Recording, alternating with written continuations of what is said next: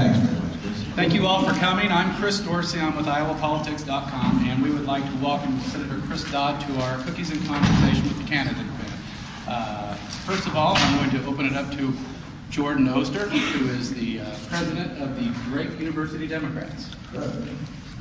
Hello, I'm Jordan Oster. I'm a junior here at Drake University, and I'm here to introduce the senator as well as welcome you.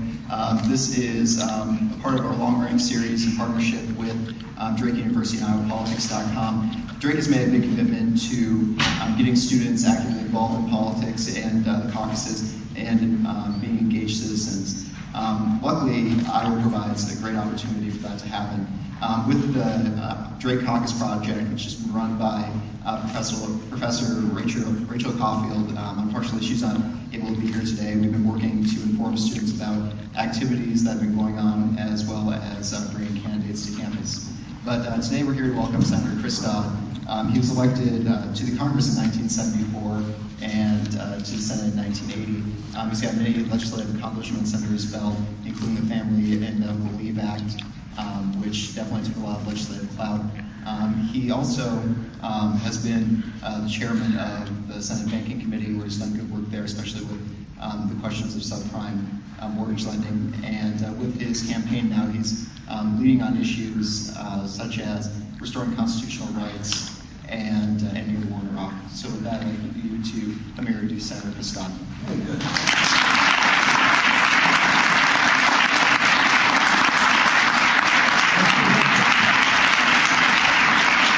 Thank you all very much, and thank you for that very gracious introduction. And thank all of you for coming out. It's a pleasure to be back on the campus of Drake University, involved in Iowa politics. Cookies and conversation, quite a tradition here as well. I had to come up with a cookie recipe here to get in the room, so I appreciate all of you like Toll House cookies at some point here.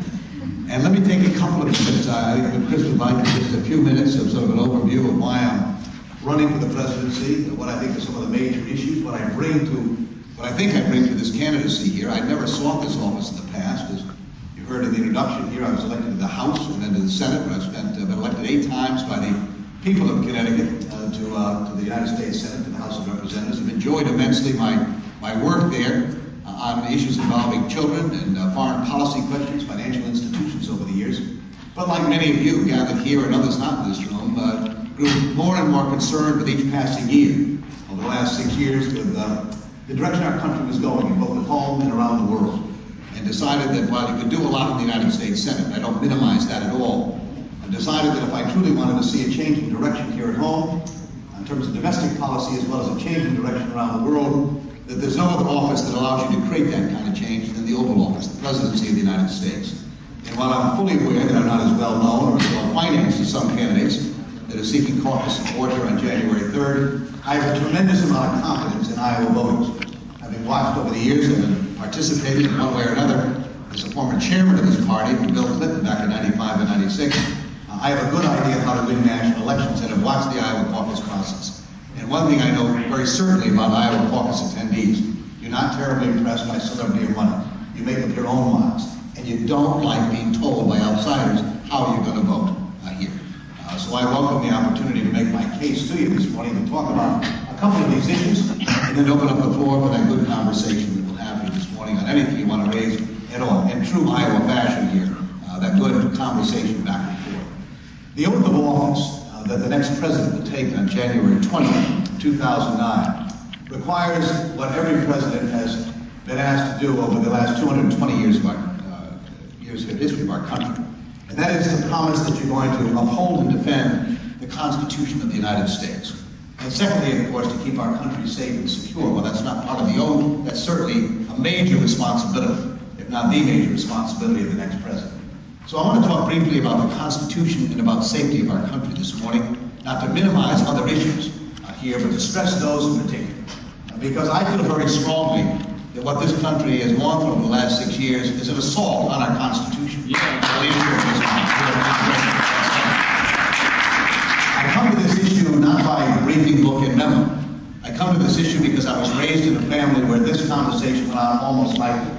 When I was a year old in 1945, my father went away for 2 weeks and ended up staying away 18 months. He was a prosecutor in the Justice Department in those days, and he was asked to go and become part of the initial interrogation of the 21 defendants it would be at the Nuremberg trials. He ended up becoming the executive trial counsel under Robert Jackson at the Nuremberg trials. Wrote my mother every single day, some 400 letters, and it was his epiphany in his life, the rule of law. There were those who argued that we just ought to summarily execute the defendants. Why would you give them a trial? 55 million people had lost their lives. 6 million Jews were incinerated merely because of their religion. 5 million others because of their ethnicity or their politics. Why would you possibly want to give these people a trial? Churchill said, execute them. Joe Stalin said, a show trial for a week, then execute them. From a liberal point of view, I thought this was But my father and Robert Jackson, Henry Stimson, and a few others said, no, we're different. We're a different nation. And even these thugs, the worst violators of human rights in history, deserve to have the rule of law applied. And so they fought and conducted that trial. And today we say the word Nuremberg to a generation growing up that represents sort of a high watermark, a moral high ground of the United States. And I was raised around a dining room table, kitchen table with my 5 siblings, night after night, where my parents talked about the rule of law and the Constitution and how important it is. Now, it doesn't belong to any political party, it doesn't belong to a candidate. And so when I watched this administration begin that assault here, the Military Commissions Act, which allowed for torture to be reintroduced as a way of collecting evidence, denying habeas corpus to people here, denigrating the Geneva Conventions, what they were, Abu Ghraib, Guantanamo, rendition, secret prisons, retroactive immunity for telephone companies that turn over the records of citizens of this nation without a court order, an attorney general who believes the president is above the law. Almost daily, there's been this assault, this false dichotomy that in order for us to be safer in the wake of 9/11, we have to give up rights. I believe very strongly quite the opposite. I think we become weaker when we give up rights. And if we don't stand up for those rights and have leadership that understands it deeply and passionately in this country, then our nation will be in jeopardy. And so I have promised that on the first hour of the first day, on January 20th, 2009, I'm going to give you back your Constitution of the United States. It belongs to you.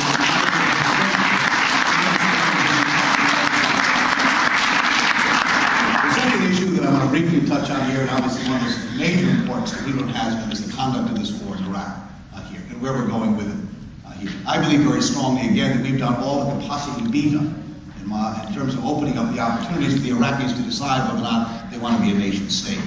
It's now been going on almost 5 years, will be this winter, since we've been involved in this conflict. The idea was, beyond the ouster of Saddam Hussein, was to create the space for the Iraqi people, religious and political leaders, to form a nation state. They're no closer to that today. In fact, they're further away from it, in my view, than they were even a few years ago. And so I happen to believe very strongly.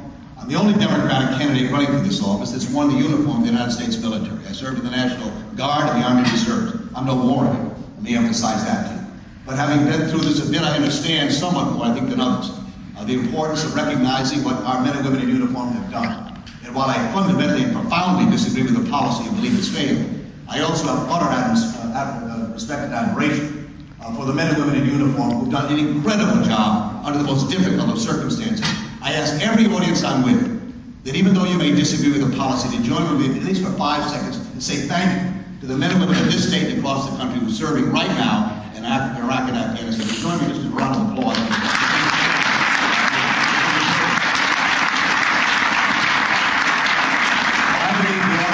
We ought to begin redeploying as sooner rather than later. I would start immediately. I don't want to wait until 2009 to achieve that goal. That's why I was the only Democratic senator, the only one last week, who voted against the funding for the continuation of the war in Iraq here. I'm always stunned when I hear Democratic candidates get up, as they did at Dartmouth a few weeks ago, when asked whether or not they'd be able to commit that by the end of their first term in 2013, 6 years from now, that we would have our combat troops out of Iraq. And now one of the so-called leading first-tier candidates would make that commitment. I don't know how you can run as a Democrat for the presidency of the United States, given this issue, at the cost of $10 billion a month, $2 billion a week, the erosion of our credibility around the world, the more isolated we become, the less secure, and how a Democratic candidate for the presidency can stand up and say that I won't make the commitment in 6 years, we'll have our troops out of Iraq. I will tell you once again, say it here at Drake, that I commit to you that if we can't get it done before 2009, beginning on January 20th, 2009, I will begin that process safely and securely for our country, while simultaneously engaging in the other diplomatic, political, and economic means to secure what we can in Iraq and the region for our interests here. But our troops are coming out of Iraq in a Dodd administration. I will not wait any longer.